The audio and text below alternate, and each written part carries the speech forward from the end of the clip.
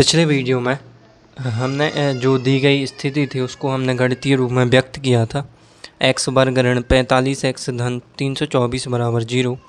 यहाँ एक्स बराबर जॉन के पास कंचों की संख्या थी।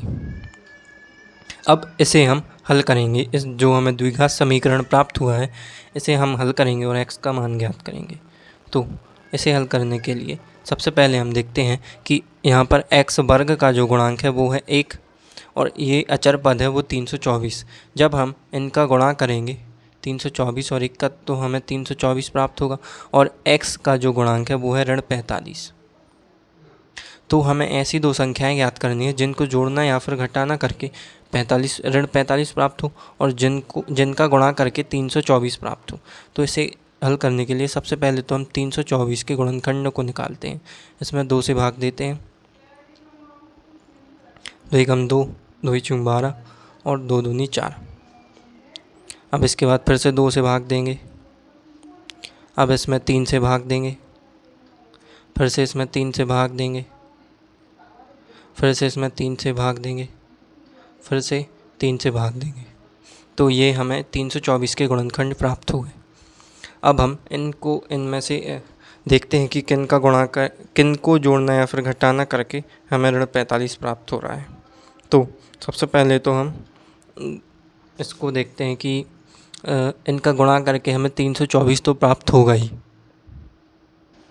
सबसे पहले देखते हैं 2 का गुणा 2 में करेंगे तो 4 आएगा और बाकी इन सब जितने ये पूरे 3 इनका गुणा करके 81 आएगा। तो 81 और 4 को जोड़ना घटाना करेंगे तो 45 तो प्राप्त होगा ही नहीं।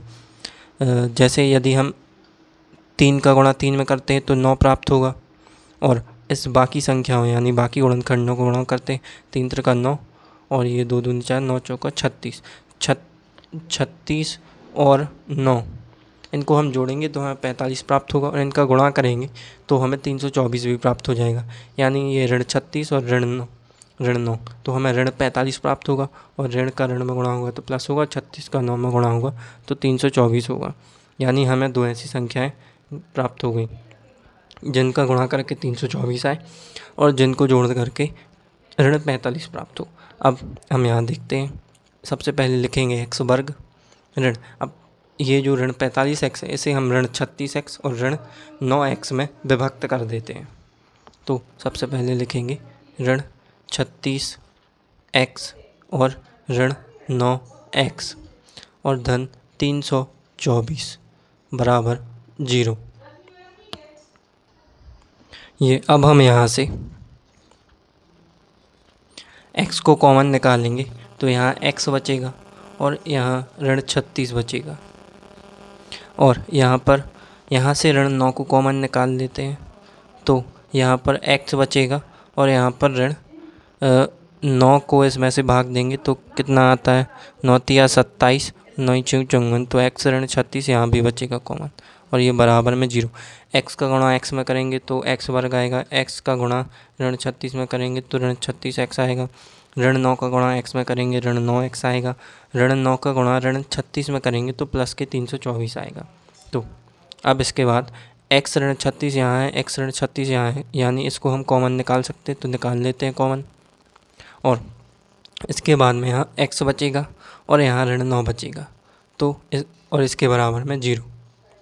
तो हम जानते हैं कि a इंटू बी बराबर यदि 0 हो तो या तो a बराबर 0 होगा या फिर b बराबर 0 होगा या फिर a बराबर b बराबर 0 होगा।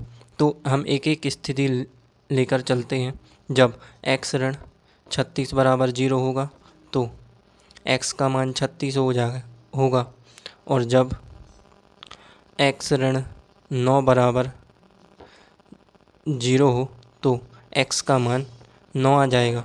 यानी x के ये 2 मान हैं 9 और 36।